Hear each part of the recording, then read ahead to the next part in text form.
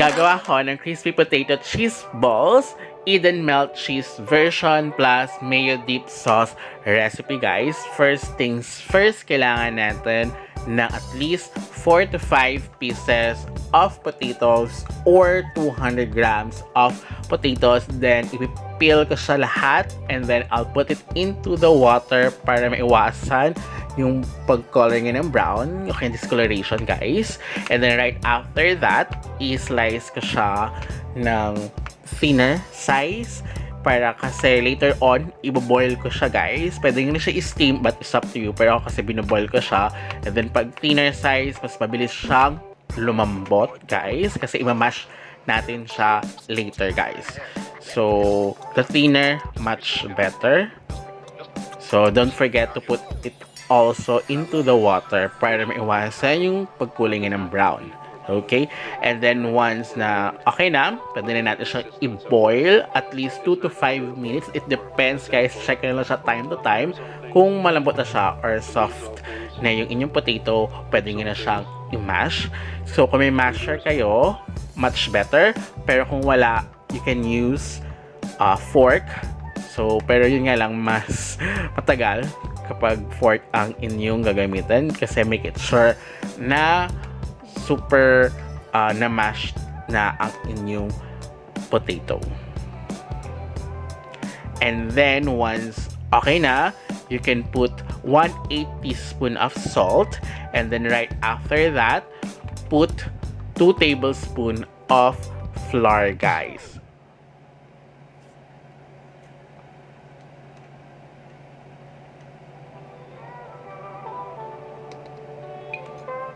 And then, i-mix nyo siya again. So, as you can see, kapag masher, pwedeng ang gamitin yung pang mix is yung medyo mas malaki na. Pero kasi dahil fork yung ginamit ko, so minamash ko pa rin siya na mas maigi while mixing it, guys. And then once okay na ang inyong potato mixture, pwede na tayo mag-slice ng ating cheese, guys. Mas okay yung mozzarella daw, but try natin ito si Eden melt cheese. So, next time, gagamit tayo ng mozzarella. Pero kasi mas expensive kasi si mozzarella, unlike kay Eden, diba? So, ayan. And now, here, pwedeng kung gusto okay lang sa inyo yung maliliit, 1 tablespoon, which is yun na ating gagamitin. But kung gusto nyo na medyo mas malaki, pwede naman at least 2 tablespoon, guys. Kahit na ang cheese nyo is ganito lang yung size nga na small cube, guys, pwede na siya. And then once okay na, pwede ilalagay yung sa gitna and then i-roll nyo siya into circle. Dahil ako naman nakakain nito, so hindi na ako naglagay ng gloves. Pero kung iyaan nyo siya, much better if you use kitchen gloves, guys. Kasi medyo mas sticky siya, so you need time to time na magwash ng hands. Okay, take note. You need nyo magwash ng hands time to time kasi super sticky nga, guys. Unless you're going to use gloves nga. And then after that, pwede nyo siya i-refrigerate for at least 30 minutes up to 1 hour.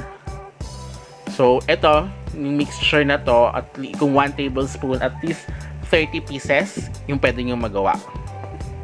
So, pwede siya sa inyong mga chikitings or sa inyong kids, diba? So, or pang pika-pika or pang merienda, diba? So, gagawin natin yung wet mixture. So, 1 piece of egg plus 20 ml milk. So, it's up to you kung gagamit kayo ng fresh milk or powder na, powdered milk. So, and then, i-mix nyo muna siya.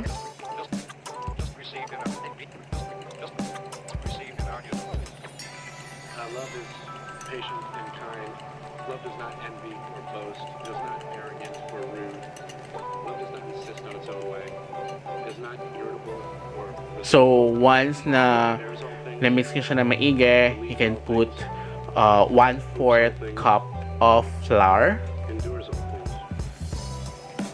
ito yung ipako-coat natin sa ating potato mixture o sa ating potato balls, guys. And then make it sure na i-mix nyo siya ng maigi.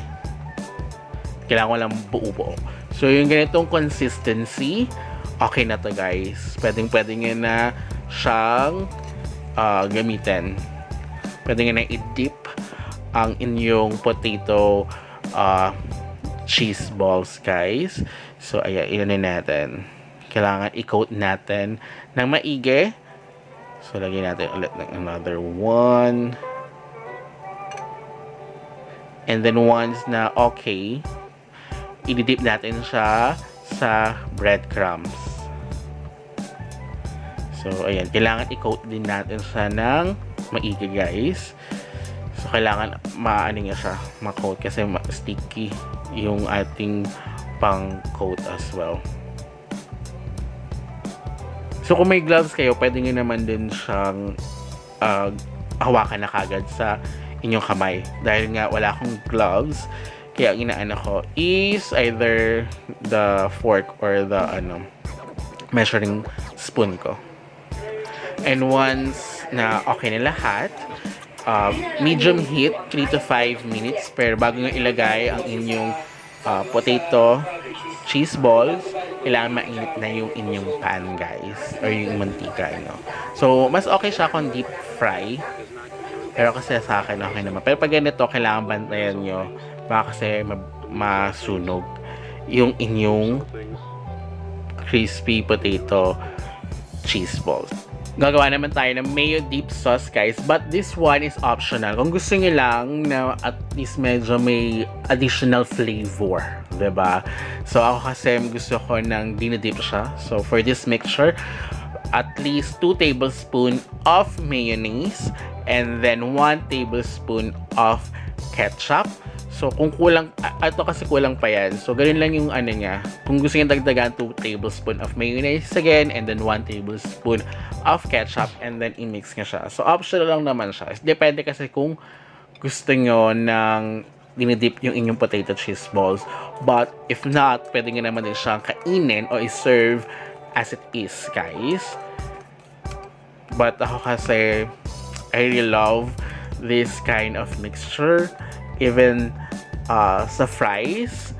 So, I really love it. So, yung itong timpla, okay na sa akin. Let's dig in, guys. Oh, see?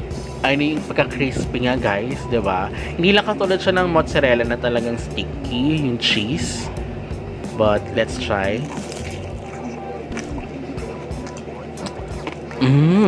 Masarap pa. Masarap siya, guys. Hindi siya ganun sobrang alat yung cheese. I love it. Yung cheese nga, guys, hindi ganun kaalat. So, ito super crispy. Hindi lang siya katulad ng mozzarella na talagang sticky yung cheese niya. Pero, okay na okay siya, guys.